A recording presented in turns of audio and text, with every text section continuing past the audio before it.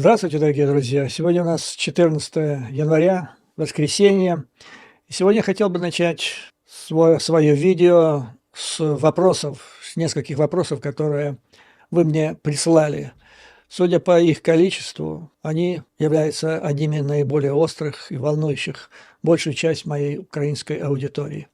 Итак, первый вопрос. Юрий Борисович, добрый день. Помогите, пожалуйста, осветить тему не предоставление помощи тем украинцам, дома которых разбиты, разрушены. На фоне всеобщего воровства люди выживают как могут. И здесь ссылка на пост об одном разбитом многоэтажном, многоквартирном доме. Вот примерно такие пришли мне сообщения вопросы на одну и ту же тему из Херсона, из Днепра, из Киевской области и ряда других районов Украины. Что понятно, потому что варварские бомбардировки Мордора приводят к огромному количеству разрушенного жилищного фонда в Украине. Ну, что я могу сказать, дорогие мои? Я не специалист по взаимоотношениях, так сказать, на местном уровне между жителями домов и местными властями. Я так понимаю, что этот вопрос о ремонте, о определении, нуждается он или нет, и все решения, которые должны приниматься в отношении поврежденных и разрушенных домов, они, скорее всего, находятся в компетенции местных властей. Но тонкости, правил, законов, как это регулируется, я, естественно, не знаю. Поэтому я вам могу сказать вот пример из моей собственной жизни в Соединенных Штатах Америки. Повторяю, скорее всего, это вопрос местных властей, их ответственности перед избирателями или безответственности перед избирателями. Так вот, пример из моей личной жизни. Здесь у нас при Трампе была избрана конгрессвумен, такая энергичная, критиковала свою предшественницу, которая была демократкой. Ее избрали. После этого она переместилась в Вашингтон и в основном там и крутилась. Была на всевозможных фото-оппортюнити, где можно было сфотографироваться с видными политиками, членами Конгресса, там она и была. На местах она делала ничего. И таким образом она резко контрастировала с предшественником. Предшественник, он был пожилой человек, у которого было две, их называли чуть ли не овчарки. То есть это были две суперпрофессионалки, помощницы, которые сидели на телефоне. Такое впечатление, что чуть ли не круглые сутки. Им звонили по всем вопросам. И там, если что-то с домом случилось, если это только не собственный личный дом, если личный, то, извините, это за ваш счет. Был случай, когда у одного моего знакомого, он натурализованный был американец, и иммиграционная служба где-то затеряла его сертификат натурализации, и он не мог выбить из них этот документ в течение лет 2, наверное. То есть вот им звонишь, и они решают все и всяческие вопросы, включая вот этот несчастный сертификат, который не могли найти 2 года, нашли.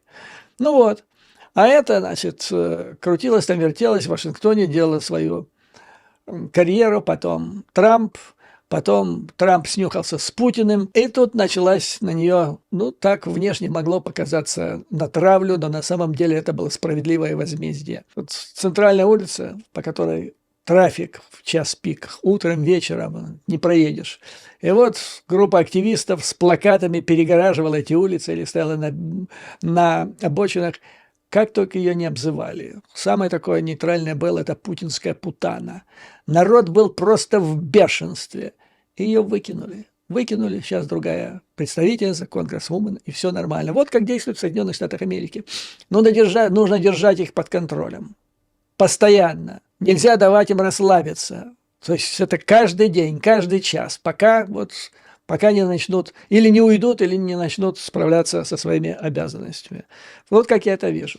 С другой стороны, если гражданские власти, то есть местные власти, не справляются со своими обязанностями, то это удар не только по ним, не только по жителям этой конкретной местности, это удар по стране. Потому что он показывает всему миру о том, что власть имущим наплевать на народ. То есть народ и власть в страшнейшее время такой войны, они не едины. Народу, то есть власти на народ наплевать. И это вредит имиджу страны на международной арене. После этого Зеленский может сколько угодно ездить с протянутыми руками, а Ермак может нанять еще пару десятков лоббистских структур. Вот один вот этот пример, он убивает репутацию страны, которая стремится в Европу, в западный мир, убивает ее напрочь. То есть с таким отношением, с такими взаимоотношениями между властью и народом, ну какая может быть Европа? Это не европейская страна, это азиатчина. И даже не азиатчина, потому что Китай такого не допускает, просто не допускает. Но третий аспект, который я хотел бы затронуть. Вообще все эти разрушенные дома, поврежденные дома, за все это собственники этих домов должны получить компенсацию. За все это должен заплатить Мордор. И время для этого назрело. Я удивляюсь, почему власти до сих пор это не делают. Но это должны делать, хотя да, и местные власти, и центральная власть. Приведу вам пример. Вот на прошлой неделе буквально Южноафриканская республика подала в Международный суд ООН иск по поводу геноцида. То есть Претория, Южная Африка обвиняет власти Израиля в геноциде против палестинского народа в секторе Газа. Представила дело в суде. В нем говорится, что, то есть самое главное здесь нужно доказать, что государство имеет отношение к этому преступлению. И вот главная мысль состояла в том, что государство Израиль намерено уничтожить как этническую группу или как группу другую населения палестинцев напрочь. В своем заявлении ЮАР перечислила 8 действий, которые не вменяют израильскому правительству, которые якобы, которые якобы носят геноцидный характер. Я их перечислю, потому что они касаются и Украины, и в то же время вот того вопроса о жилищном фонде, кто за это должен отвечать. Так вот, первое действие Израиля, как утверждается, против палестинцев в Газе, которые носят геноцидный характер. Первое. Массовое убийство палестинцев, в том числе и детей. К Украине 100% подходит. Второе. Причинение серьезных телесных психических повреждений палестинцам, включая детей. И создание для них условий жизни, которые должны привести к их уничтожению как группы, полностью подпадает для Украины. Третье. Массовое перемещение из изгнания палестинцев из их домов, а также, внимание, крупномасштабное разрушение домов и жилых районов. Тоже абсолютно применимо к Украине. Следующее. Лишение палестинцев доступа к достаточному питанию и воде. То же самое применить. Следующее решение доступа к адекватной медицинской помощи. Следующее лишение доступа к адекватному жилью, гигиене и санитарии. Ну и причинение ущерба жизни народу и введение мер, направленных на предотвращение рождаемости этой группы населения. Таким образом, в этом заявлении приводится, вернее, в исковом документе приводятся заявления израильских чиновников, которые, как утверждается, доказывают наличие геноцида и умысла геноцида со стороны израильского государства, что является ключевым компонентом дел о геноциде в международном праве. Тут даже далеко ходить не нужно. То есть взять высказывания этих сильных на легких кремлевских карликов, что Путина, что Медведева, сколько там наговорено про денацификацию, перевоспитание, уничтожение украинской нации как таковой. То есть полный состав преступления, как объективное, так и субъективное, есть. Ну, Украина тоже в свое время подала этот иск. Кстати, по иску из ЮАР, то есть это для меня, конечно, было откровение, что не палестинцы, а даже третье государство могут подавать в иск по поводу геноцида в отношении группы населения, какого-то народа, которому подающий истец не имеет никакого отношения. Но, тем не менее, Международный суд должен принять это решение достаточно быстро, в течение недель. Представляется, что вряд ли суд определит, имел ли место геноцид уже или нет. Возможно, это будет отложено. Но суд уже сейчас может принять решение, ограничивающее, вернее, возлагающее на Израиль какие-то ограничения, чтобы помешать дальнейшему совершению этого преступления.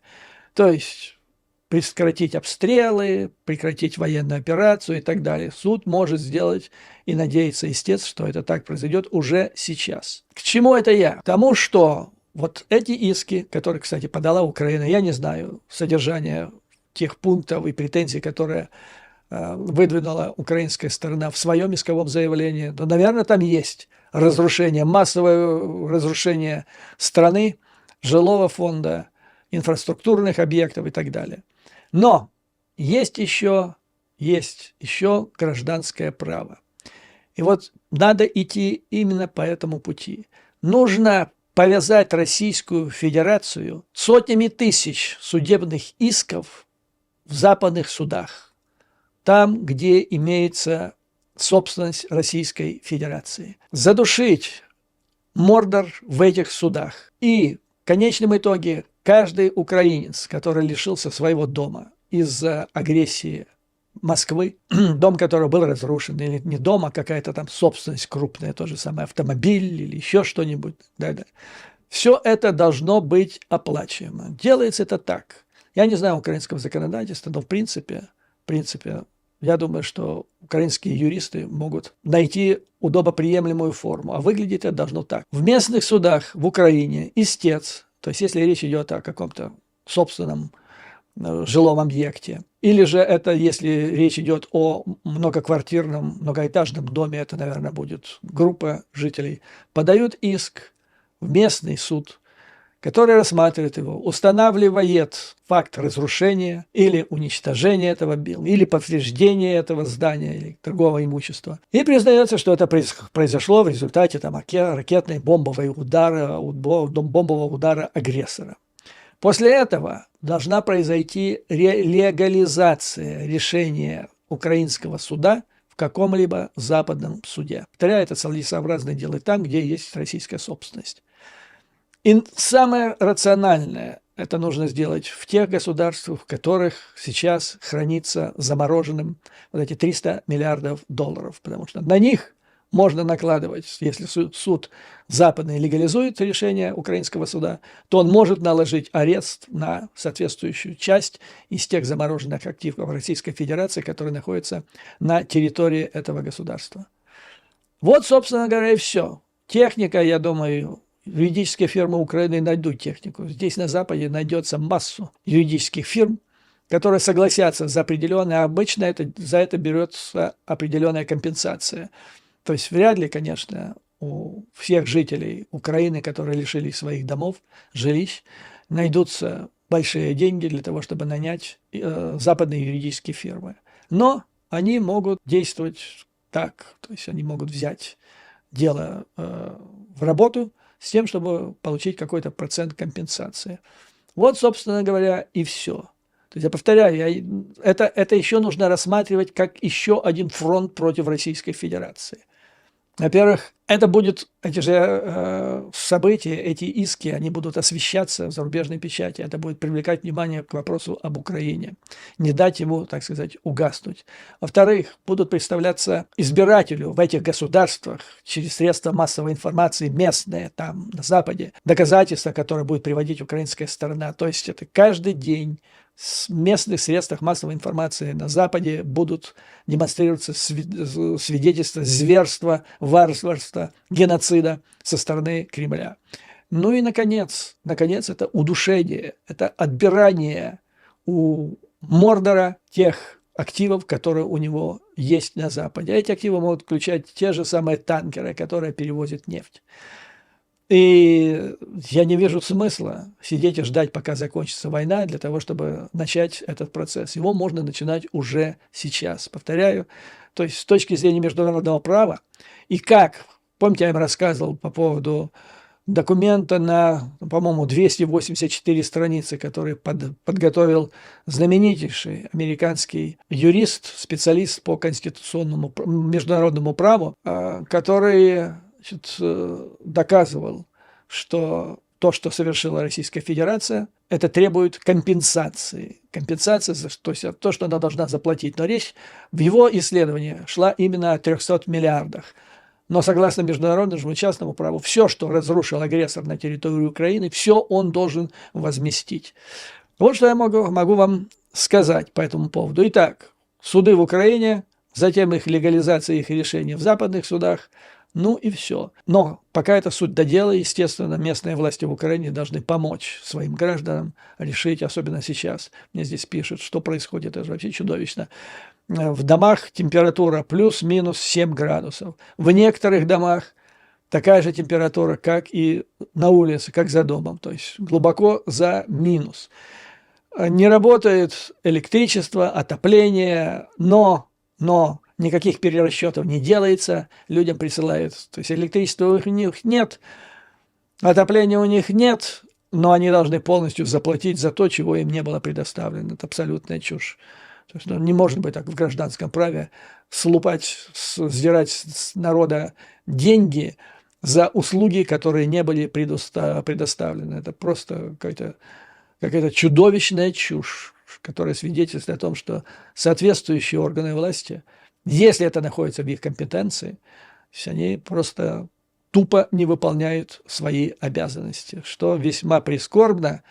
И так или иначе это отразится на отношении к Украине как государству со стороны избирателей западных государств. А отсюда и в отношении политиков, которые представляют этих избирателей. А потом это все в конце концов выливается в ту ситуацию, которая сложилась в Конгрессе США сейчас, когда целая группа республиканцев отказывается предоставлять вообще помощь Украине. То есть это антинациональная, антиукраинская позиция властей, которая вот поступает таким образом, как мне пишут зрители из Украины. Следующий вопрос.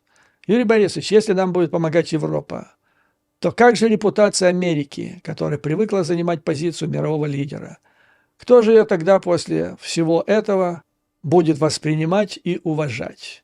Лидером делают действия, а не обещания. Безусловно, могу согласиться с каждым словом. То, что происходит сейчас в Америке, и прежде всего в Конгрессе, как отражение этого процесса, хорошо суммировал в названии одной из статей журнал Newsweek. Называется «Умопомрачение в Соединенных Штатах». Это действительно умопомрачение. То есть страна, которая действительно самая крупная, самая влиятельная, которая дважды, по крайней мере дважды, Первая мировая война, Вторая, восстановила статус-кво, справедливость в мироздании в рамках всего мира. Это страна, на которую обращали внимание люди, жители государств авторитарных, которые стремились к демократии. Страна, которая приютила миллионы беженцев, которые спасались от тирании. И вот на пике своего экономического господства, могущества, тогда, когда конкурент, то есть Китай, который грозился вот-вот выйти на первое место, все, он в области экономики сливает воду, уже все, даже китайцы признают это. То есть проиграл Пекин экономическую войну с Соединенными Штатами, в всяком случае, на обозримое будущее, на далекое даже будущее. И вот в этих ситуациях, когда по оценкам, даже в Китае, по оценкам экономистов, экспертов, отрыв Соединенных Штатов будет увеличиваться в экономической области. Что бы там ни говорили жители где-нибудь в штате Огайо и Оклахома в отдельных местах, всегда в каждой стране найдется одно местечко, где народу живется не очень, мягко скажем. Да? Но это не значит, не говорит обо всей стране. Так вот, и вдруг эта страна добровольно отдает свое лидерство в мире, от которой зависит вся мировая система, экономическая, финансовая, а значит господство доллара, от которого в конечном итоге зависит благосостояние этих же американцев в том же штате Оклахома, и так вот просто отдается все. Или, во всяком случае, есть угроза, что это произойдет. То есть это правильно назвал Newsweek, это умопомрачение. В этой связи, кстати, Newsweek вспоминает, как в 2020 году на ежегодной конференции в Давосе, туда приехал президент тогдашний Трамп, у него состоялся разговор с Урсулой фон дер Ляйен. И там присутствовал при этом разговоре комиссар от Франции комиссар Евросоюза от Франции по имени Терьер Бретон. И вот по его свидетельству, недавно он об этом рассказал, Трамп сказал Урсуле, что, да, вот цитата.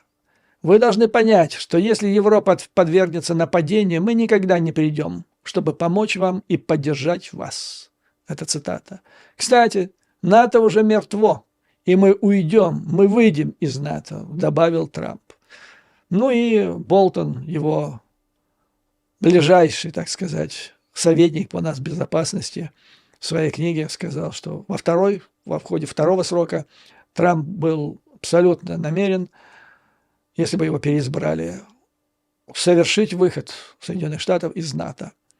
Это, значит, крупнейший подрыв западного мира, единства и господства западного мира, который можно было только придумать. Это, наверное, самая сумасшедшая мечта Путина, которой только может ему присниться в самом сладком сне. Трамп также добавил: кстати, вы должны мне 400 миллиардов долларов, потому что вы не заплатили немцы за то, что должны были заплатить за оборону, сказал, значит, это Брентон приводит слова Трампа. Ну, это речь идет о том, что большинство стран НАТО европейские не набирали до 2%. Да, не набирали. Да, это халява в какой-то степени. Да, они расслабились, привыкли, что дядя Сэм приедет за свой счет и спасет их, если ситуация такая возникнет, смертельная угроза для них. Но все же вопросы можно решать иначе. То есть, если там дом где-то, забор покосился, можно взять инструменты и там, планку, которая прогнила, взять, добавить туда, поменять ее. Не обязательно же, если штакетник немножко прохудился, то брать и сносить к чертовой матери весь дом.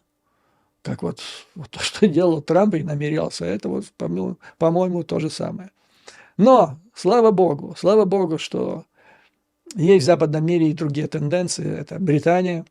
Сейчас пишут, особенно после визита Сунака в Киев, а также в связи с участием британских кораблей в ударе по хуситам, которые действуют с территории Йемена, вместе с американцами.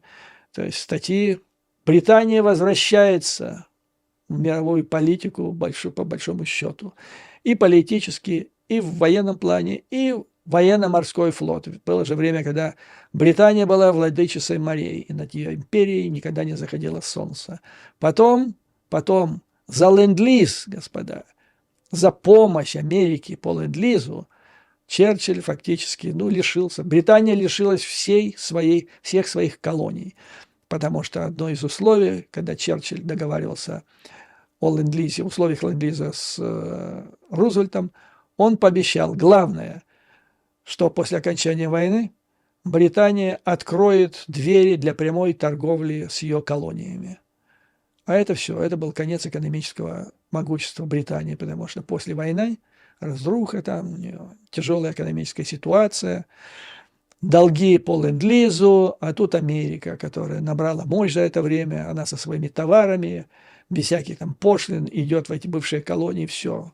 Метрополия перестает существовать, британская. Но так Британия лишилась своих колоний, лишила свое влияние, и сейчас она возвращается. И, как вы видите, вот договор, который был подписан с Киевом несколько дней назад, свидетельствует об этом. Дай Бог, чтобы этого умопомрачения побыстрее прошло и окончательного умопомрачения не произошло в Соединенных Штатах Америки. Что если это произойдет, потомки просто будут смеяться. То есть им долго времени понадобится, чтобы понять, если вот так это произойдет, худший вариант, как это сумасшествие могло свершиться.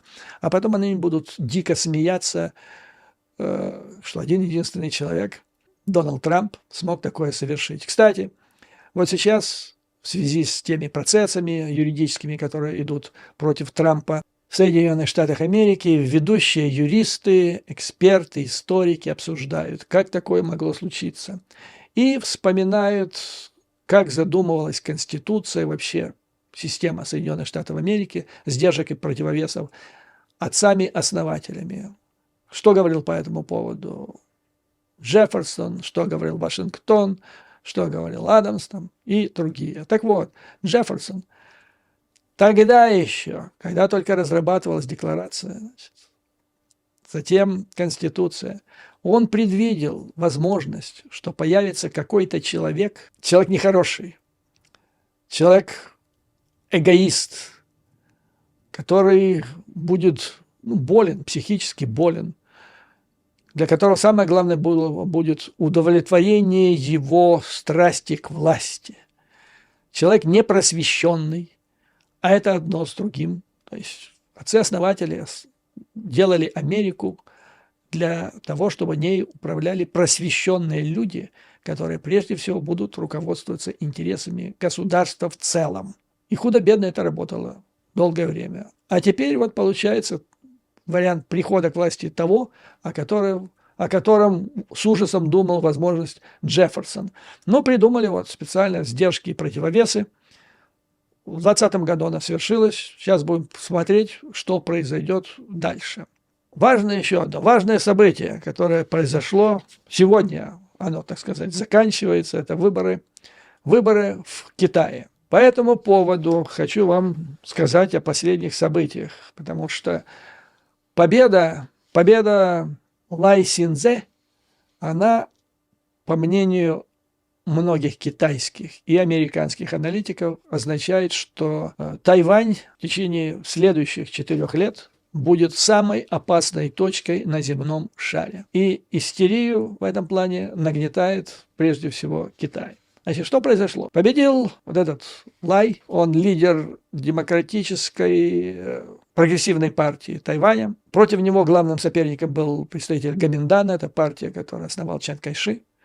Вот эта вторая Гоминдан, она была предпочтительнее для Пекина, поскольку она выступала за сотрудничество, но чуть ли не до перспектив объединения, а демократы-прогрессисты категорически. То есть они не говорили, что мы будем объявлять независимость, но они говорили, что мы сохраняем статус-кво. Кстати, это позиция США. Китай един, Тайвань не является отдельным государством, но надо учитывать сложившуюся ситуацию, реальные, которые сейчас сложились. Поэтому силовое присоединение Тайваня его быть не должно. Можно экономически привлекать, как-то еще сближать, так сказать, народы на отдаленную перспективу, но никакого присоединения силы. Так вот, значит, Лай выиграл более 40%, последняя цифра я видел, 41%.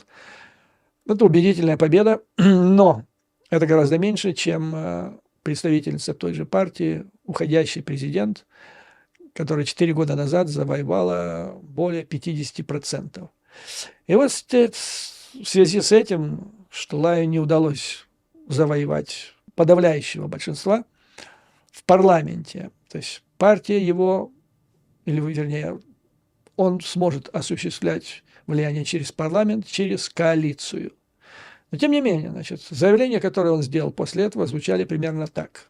Выборы показали, что народ за демократию, народ Тайваня, против авторитаризма, что был явный, на их китайском языке это был явный реверанс или указание в сторону Китая. То есть между Западом и Китаем народ Тайваня выбрал Запад. Ну, вместе с тем он сказал, что мы сотрудничаем в экономической области. Надеемся, что Китай это поймет. Пекин, вернее, это поймет. Китай огрызнулся, и так зловеще, я бы сказал. Ну, во-первых, Китай вмешивался в предвыборную кампанию. Это шло через социальные сети, прежде всего через ТикТок. Там угрозы всевозможные, что, не дай бог, придут эти прогрессивные демократы и изберут своего сепаратиста, то это все конец, все пропало. Ну, так вот, как из Кремля любят угрожать. Теперь, значит, они проиграли, естественно, но продолжают угрожать.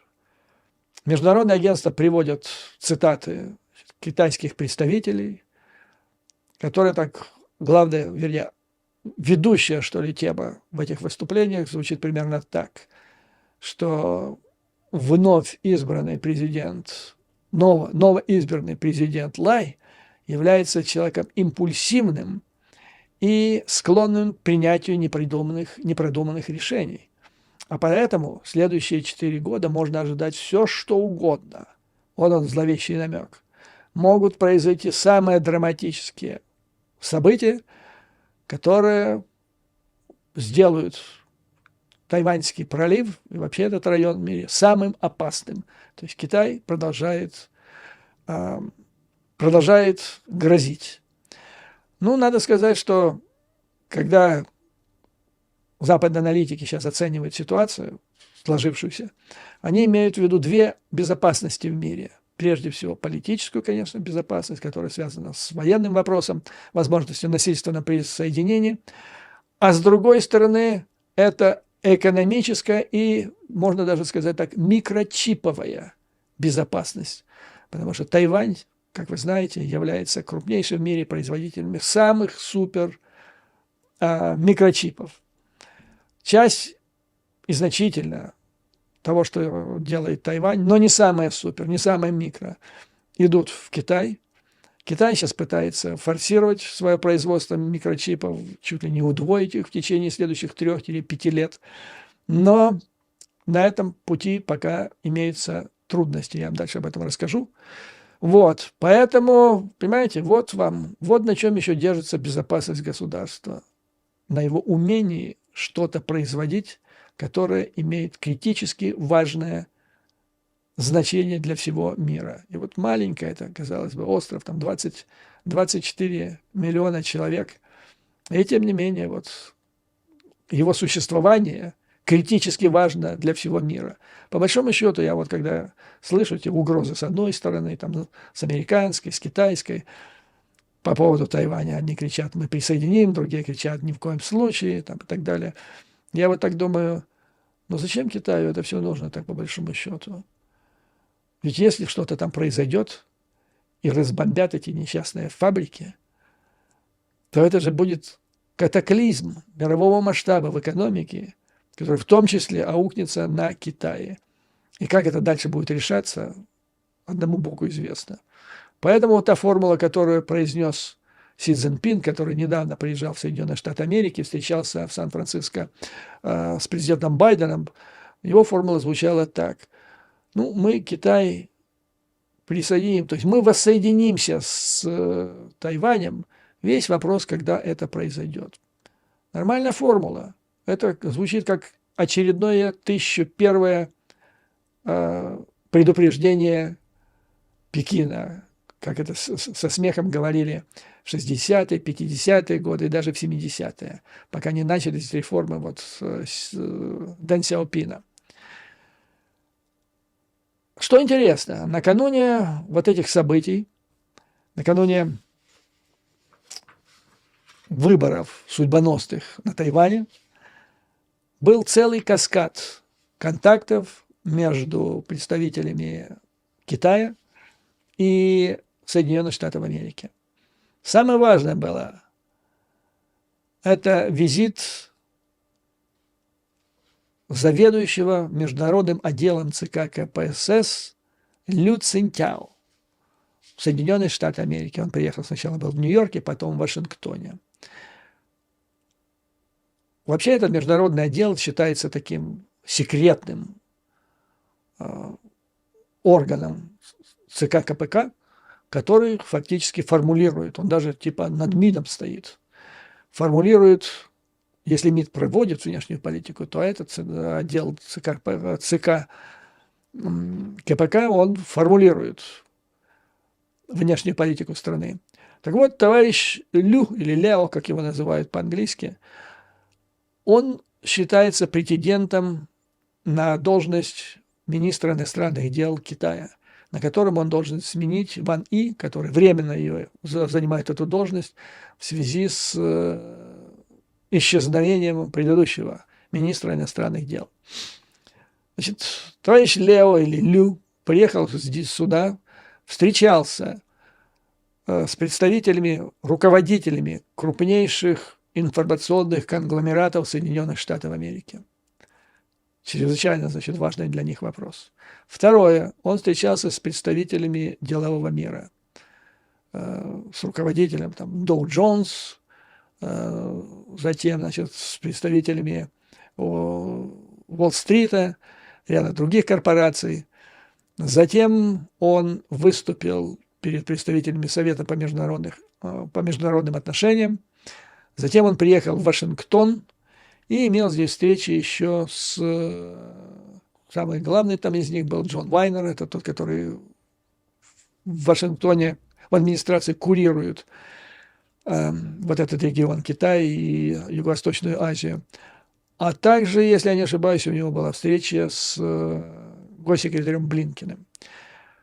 Главная идея, которую проталкивал товарищ Лео или Лю, это то, что две страны должны продолжать развивать дух Сан-Франциско. Дух. Что значит этот дух? Это вот, опять-таки, эта формула звучит как с чувством ответственности управлять процессом конкурентного соревнования между двумя странами.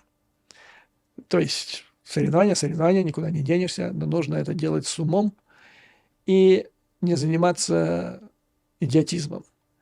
Но это, я вам скажу так, вот эта формула звучит как полная противоположность того, что звучит из Москвы, когда говорят о взаимоотношениях Российской Федерации с Западом, враждебным для них, как они это считают, Западом. То есть это полное, с одной стороны, это здравомыслящие люди, я имею в виду китайцы, которые вот так формулируют свои отношения с Западом и Соединенными Штатами Америки, и слетевшие с катушек орки. Затем его идея еще состояла в том, что формула Тайваня остается так, как сформулировал последний раз товарищ Си, о том, что когда-нибудь мы воссоединимся, но уже нет слова о том, что это произойдет военным путем, и нет слова о том, что мы должны готовиться к войне, чтобы сделать это, если понадобится, в течение 2 лет там, или 5. Все. То есть речь пошла о мирном процессе. Ну и были решены некоторые конкретные вопросы. Были контакты между представителями военных ведомств Соединенных Штатов и Китая в плане развития или восстановления рабочих связей между военными двух стран, особенно налаживание системы связей для решения вопросов в критических ситуациях. Затем, значит, микрочипы. Вот я анонсировал это 5 минут назад. Сейчас возвращаемся к этому. Китай понимает, что вот с тех пор, как администрация Байдена наложила ограничения на поставку новейших, самых миниатюрных микропроцессоров в Китай, Китаю нужно преодолеть эту отсталость, потому что когда Соединенные Штаты приняли это решение, сразу возникли, чуть ли не паника в Пекине.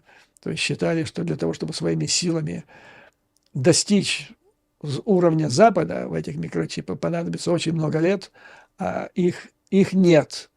То есть конкуренция между двумя системами так интенсивна, что потерять несколько лет – это смерти подобно. И вот сейчас возник вопрос. Совсем недавно голландская фирма, которая поставляет, Китай надеялся и даже контракт подписали о поставках станков для производства этих, это называется так, сложнейший технологический процесс для производства или изготовления этих микрочипов. По-моему, называется литография. Такое мудреное слово. Так вот, китайцы договорились с голландцами о поставке, а эти машины делаются всего в нескольких странах мира, включая Голландию. То есть от Соединенных Штатов ничего не получишь. Понадеялись на Голландию, а Соединенные Штаты надавили на Голландию, и Голландия отказалась. И вот китайцы в переговорах с Джиной Раймондо очень просили, чтобы Соединенные Штаты сняли это ограничение и позволили голландцам поставить эти станки в Китай. Как там будет, я не знаю, но в целом вот все опасались, так по большому счету, Ну, прежде всего, с подачи китайцев, конечно, что, не дай бог, там не так пойдут выборы в Тайване, не того изберут, а избрали не того. Все, конец света, там чуть ли не завтра война. Но с Китаем все вроде нормально. И я надеюсь, хотя детали этих переговоров не знаю, что будет также нормально, ну, приемлемо для обеих сторон отношение Китая к войне в Украине. То есть этот вопрос отдельно обсуждался в ходе визита Лю в Соединенные Штаты Америки. Там обсуждался ситуация на Ближнем Востоке, а также, значит, агрессия, она иначе звучала, война в Украине. То есть никаких опасений со стороны американцев по результатам этих переговоров, что Китай начнет интенсивно помогать России в этом деле, я не видел. Как-то так публично они не прозвучали. Ну и еще, значит, по поводу, вот, зрительница задала мне вопрос, как Америка может потерять влияние в мире и свое реноме. Китай, несмотря на то, что экономическая ситуация пошла, так сказать, вниз, по крайней мере, в настоящее время, увеличивает свое влияние в странах, раньше их называли третьего мира, а сейчас это называется глобальный юг. И оказывается, что это важнейшая сейчас группа государств. Их много, большое население. Ряд из них добился весомых успехов в экономическом развитии. И от их позиции, считается, во многом зависит будущее мироздания. И вот Китай пользуется моментом, пользуется войной, которая происходит сейчас в секторе Газа, и тем массовым недовольством в странах глобального юга, которое вызвало позиция Израиля, Соединенных Штатов и его ближайших европейских союзников по этому вопросу, Китай набирает очки. Его формула сейчас состоит в следующем. Западное государство, якобы, это так эксперты говорят, пытается навязать или внушить свои ценности странам глобального юга. А Китай идет от обратного. Он прислушивается к настроениям в глобальном юге и выделяет главные тенденции, которые там просматриваются, и принимает их на вооружение. То есть, по большому счету, если помните, мы с вами обсуждали политическую ситуацию в каждом отдельно взятом государстве, что нужно делать? Нужно ли политику слепо следовать за настроением избирателей, или политик должен воздействовать на этих избирателей, так сказать, образовывать их, поднимать их уровень и вести за собой. То есть Китай выбрал сейчас путь прислушиваться, не навязывать свои воззрения на международные дела, а прислушиваться к странам глобального юга. Но это несложно для Китая сейчас, потому что настроение в глобальном юге какое? Наших бьют, тут имеется в виду палестинцы, потому что они в меньшинстве. Бьют это, значит, Израиль при полной поддержке Запада. Вот и все. Это как раз вот та тенденция, которая сейчас по полной эксплуатирует Китай. Вот, собственно говоря, что я вам хотел рассказать на настоящий момент, господа. Тут происходит масса других событий, касающихся непосредственно Украины, в том числе поставки вооружений и перспектив в развитии боевых действий на фронтах страны. Но к этим вопросам мы вернемся в следующих выпусках. А пока, дорогие друзья, как всегда, слава Украине и ее вооруженным силам. Враг будет разбит, победа будет за нами, а вам, как обычно, выдержки, мужества, твердой веры в нашей победе. До новых скорых встреч.